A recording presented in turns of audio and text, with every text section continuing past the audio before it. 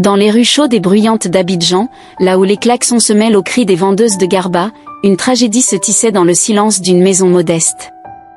3 frères, une sœur, une promesse de richesse. Et un pacte avec le diable. Ils pensaient que l'argent les sauverait. Mais le destin, lui, n'oublie jamais le prix du sang. C'était dans un quartier de Cocody-Danga, à Abidjan. Pas la zone huppée des villas, non. Plutôt la partie oubliée. Là où les enfants marchent pieds nus, là où l'eau potable est un luxe, là où l'on apprend à grandir avant même de comprendre ce que cela signifie. Dans une maisonnette à peine tenue debout par des briques fendues, vivait la famille Ouattara. Le père était mort depuis 2 ans d'un AVC, et la mère, affaiblie, vendait des bananes braisées au bord de la route pour nourrir ses 4 enfants. L'aîné, Mamadou, 26 ans, passait ses journées à jouer au loto et à discuter avec ses amis sous les manguiers. Lamine, le second, 24 ans, était un petit arnaqueur des réseaux sociaux. Quant à Karim, le dernier garçon, 21 ans, il traînait avec une bande de petits délinquants d'Adjamé. Et puis, il y avait Fanta. Fanta avait 17 ans. Belle comme un lever de soleil sur la lagune. Douce.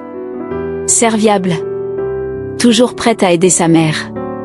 C'était elle qui lavait les habits, cuisinait, allait puiser l'eau, et veillait sur tout le monde. Mais pour ses frères, elle n'était qu'un poids. Fanta, tu crois que c'est toi qui vas nous sortir de la galère? Toi là, t'as même pas le BEPC, mais tu te promènes comme une princesse. Va chercher de l'eau, et fais vite. Elle ne répondait jamais. Elle encaissait. Toujours. Un jour, Mamadou revint avec un regard étrange. Il avait rencontré un contact à Yopougon, un certain maître Yapi, marabout réputé pour ouvrir les chemins de la richesse. Frère, j'ai trouvé la solution. Le marabout a dit qu'il peut nous faire riches, en moins de 30 jours. Et on doit faire quoi? Demanda Lamine, méfiant. Un petit sacrifice. Rien de méchant. Juste, une offrande de sang. Pas forcément la mort, hein. Juste, une pureté. Ils se regardèrent. Et leurs yeux se tournèrent lentement, vers Fanta. Karim baissa les yeux. Lamine ne dit rien. Mamadou, lui, souriait déjà. Ce sourire froid, que Fanta n'oublierait jamais. Le lendemain, ils lui dirent qu'ils partaient en excursion familiale à Bassam. Fanta, heureuse de sortir un peu du quartier, accepta sans méfiance. Elle s'était tressée la veille, avait mis sa plus belle robe en wax, et son collier préféré. « Maman va venir après, hein ?» demanda-t-elle. « Oui, elle va nous rejoindre. » Mais la voiture qu'ils prirent ne s'arrêta jamais à Bassam. Ils roulèrent jusqu'à un village reculé près de Dabou. Là-bas, une case isolée les attendait. Et maître Yapi aussi. Fanta sentait l'angoisse monter. « Mamadou, pourquoi c'est si loin ? Tais-toi un peu. » La nuit tomba. Le marabout sortit. Un homme grand, en boubou rouge, avec des coris autour du cou et un bâton orné de têtes de poulet séchées. « Vous êtes sûr de votre choix ? » « Oui, répondit Mamadou. »« Alors la fille reste ici. Vous, repartez. Dans 7 jours, l'argent viendra. » Fanta éclata en sanglots. « Mamadou. Karim. Lamine. C'est une blague, hein ? C'est quoi ça ? » « Pardon, Fanta, c'est pour maman, pour nous. » dit Karim en pleurant. « Ne me laissez pas. » Mais ils partirent. Ils l'abandonnèrent. De retour à Abidjan, ils mentirent à leur mère. Fanta est partie vivre avec une tante à Boaké. Elle a eu une bourse. La mère, naïve, y crut au début. Mais les nuits devenaient longues. Les rêves, sombres. Le cœur d'une mère, lui, ne dort jamais en paix. Pendant ce temps, les frères commencèrent à revoir les fruits du sacrifice. Lamine décrocha un deal avec un richissime client de Dubaï. Karim trouva un téléphone volé contenant des crypto-monnaies. Mamadou gagna au PMU. L'argent coulait. Les habits changeaient. Les voisins étaient jaloux. Mais dans leur sommeil, une voix revenait, encore et encore. « Pourquoi ? Pourquoi vous m'avez fait ça ?» Cette semaine après le sacrifice, un mendiant apparut devant leur maison. Il avait la peau brûlée, les vêtements déchirés, et des yeux d'un blanc effrayant. Il s'adressa directement à leur mère. « Maman Caddy, ta fille pleure là-bas. Elle dit que ses frères sont des monstres. » Madame Caddy sursauta. « Qui êtes-vous ? » ?»« Je suis celui qui voit les choses qu'on cache. » Puis il partit, en laissant derrière lui une perle du collier préféré de Fanta. Depuis la visite du mendiant, la maison des Ouattara n'était plus la même. La mère, Caddy, ne dormait plus. Elle avait placé la perle retrouvée sur l'autel familial, à côté du portrait de son défunt mari, et priait tous les soirs. « Mon Dieu, ma fille est-elle en danger ? Est-ce qu'on m'a menti ?» Les voisins commençaient aussi à chuchoter. Certains disaient avoir vu Fanta en rêve, d'autres l'entendaient pleurer la nuit. Quant aux 3 frères, ils changeaient. Mamadou devint colérique, paranoïaque. Il croyait que tout le monde l'espionnait. Lamine perdit brutalement la vue de l'œil gauche. Aucun médecin ne comprenait. Karim parlait tout seul. Il criait dans son sommeil. « Fanta, pardon. J'ai eu peur. Pardon. » Un matin, Caddy se rendit seule à Bouaké. Sans prévenir ses fils. Elle voulait voir cette fameuse tante chez qui Fanta aurait soi-disant déménagé. Mais là-bas, personne ne connaissait Fanta. Personne ne l'avait jamais vue. La tante désignée, une vieille cousine lointaine, éclata de rire en entendant l'histoire. « Moi ? Accueillir ta fille ? Depuis quand ?» Caddy faillit s'évanouir. De retour à Abidjan, elle entra dans la maison comme une tempête. « Oh, accent grave et ma fille !» hurla-t-elle. Les 3 frères, surpris, ne purent plus cacher la vérité. Ils s'accusèrent mutuellement. « C'était l'idée de Mamadou. C'est Lamine qui a contacté le marabout. Karim a dit oui aussi. » Caddy tomba à genoux, les mains sur la tête. « Vous avez vendu votre propre sang, votre sœur ? Pour de l'argent ?» Caddy n'attendit pas le lever du soleil. Elle prit un vieux taxi et partit à Dabou, seule. Elle marcha dans la brousse, pieds nus, brûlée par le soleil, guidée uniquement par ses prières. Elle retrouva la case décrite par ses fils. Mais à sa grande surprise, elle ne trouva pas Maître Yapi. À la place, une vieille femme aveugle l'attendait. « Tu es la mère de Fanta ?» dit-elle, sans qu'on lui ait rien dit. « Où est-elle ?» pleura Caddy. « Elle est vivante. Mais elle ne t'entend plus. Elle est enfermée, là où les cris ne sortent pas. Rends-la moi. » Ce n'est pas moi. C'est le pacte. Et seul le sacrifice du cœur brisera le contrat. Quel sacrifice ? L'un des fils doit offrir sa vie, volontairement. Sinon, les 3 mourront, et ta fille restera liée aux ténèbres. Caddy retourna à Abidjan, changée. Son regard n'était plus le même. Elle ne pleurait plus. Elle priait sans arrêt.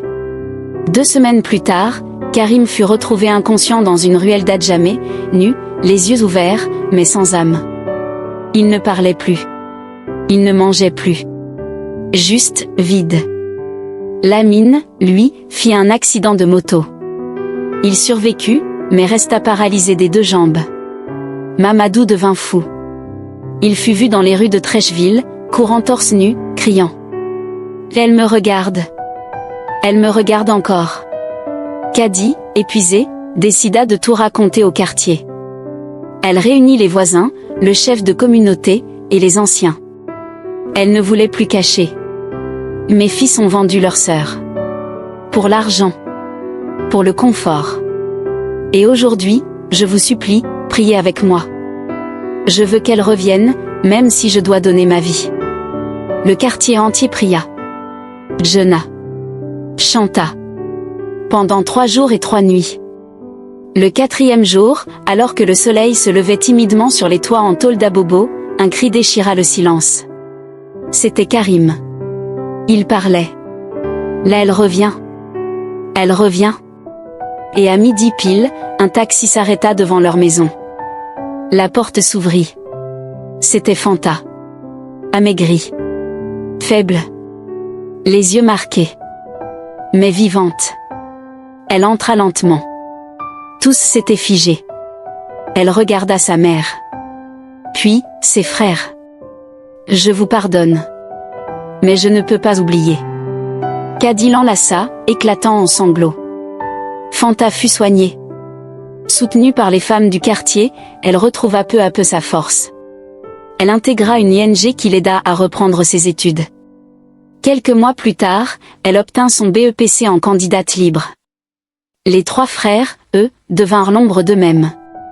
Karim, malgré ses efforts, n'arrivait plus à se regarder dans un miroir. Lamine passa ses journées en fauteuil roulant, à lire la Bible, espérant un pardon complet. Mamadou fut interné. Fanta les visitait parfois. Sans haine. Sans colère. Mais avec cette distance, celle qu'on a avec les fantômes du passé. Fanta avait repris goût à la vie, mais les nuits étaient encore pleines de cauchemars. Elle se réveillait souvent en sursaut, le cœur battant, revoyant la case, le regard de ses frères au moment où ils l'abandonnaient, et la voix du marabout résonnait dans la pénombre. Une offrande pure pour une richesse impure? Elle vivait désormais à Yopougon chez une tante bienveillante. Elle étudiait le soir, aidait des femmes à coudre pendant la journée. Mais malgré ses progrès, une douleur persistait. Pourquoi? Pourquoi mes propres frères?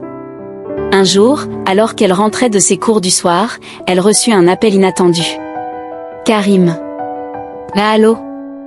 Fanta? C'est moi. Karim.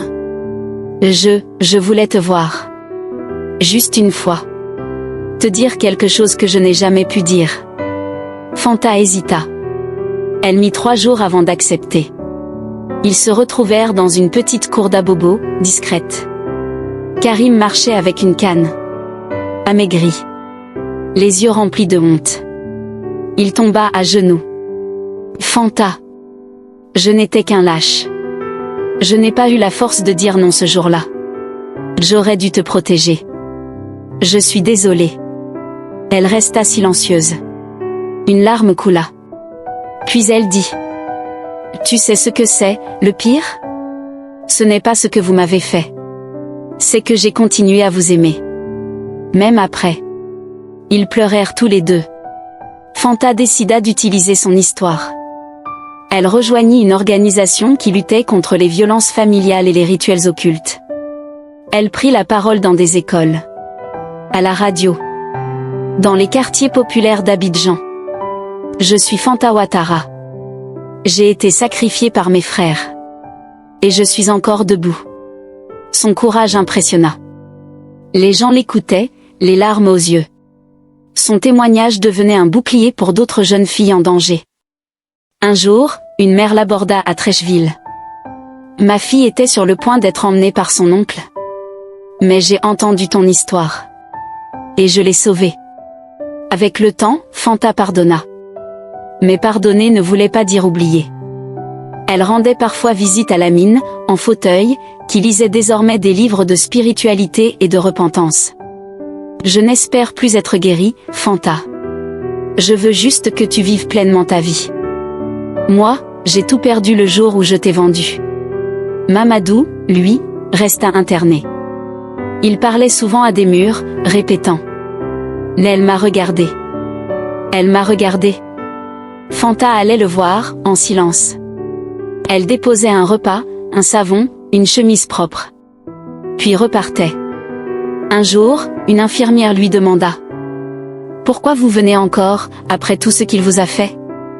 Parce que la haine détruit plus que le pardon. Et moi, je veux vivre. 3 ans plus tard, Fanta reçut une bourse pour étudier à l'étranger. Elle allait partir au Sénégal pour faire des études en psychologie sociale. Avant de partir, elle organisa une petite cérémonie dans le quartier. Elle invita tout le monde, les voisins, les enfants, les femmes du marché, même ses frères. Elle prit le micro. Je ne suis pas une victime. Je suis une survivante. Je pars avec des cicatrices, oui. Mais je pars debout. Et je vous promets de revenir, pour bâtir quelque chose ici. Pour que plus aucune Fanta ne vive ce que j'ai vécu. Les gens applaudirent. Certains pleuraient. Karim, en retrait, se mit à genoux. Pardonne-moi encore une fois. Elle le regarda. Et répondit. Je t'ai déjà pardonné. Mais maintenant, c'est à toi de te pardonner. Quelques semaines plus tard, Cady, la mère, rendit l'âme dans son sommeil. Elle était partie en paix, sachant que sa fille avait survécu et que la vérité avait triomphé. À ses funérailles, Fanta fit un discours bouleversant. Ma mère a tout sacrifié. Elle a souffert en silence. Et malgré tout, elle nous a aimés. Elle est la véritable héroïne de cette histoire. Cette histoire est inspirée de faits réels. Dans nos quartiers, dans nos familles, dans nos silences, il y a parfois des douleurs qu'on ne soupçonne pas. Mais il y a aussi des forces extraordinaires. Si cette histoire t'a touché, abonne-toi, laisse un like, et surtout partage-la. Tu pourrais sauver une vie.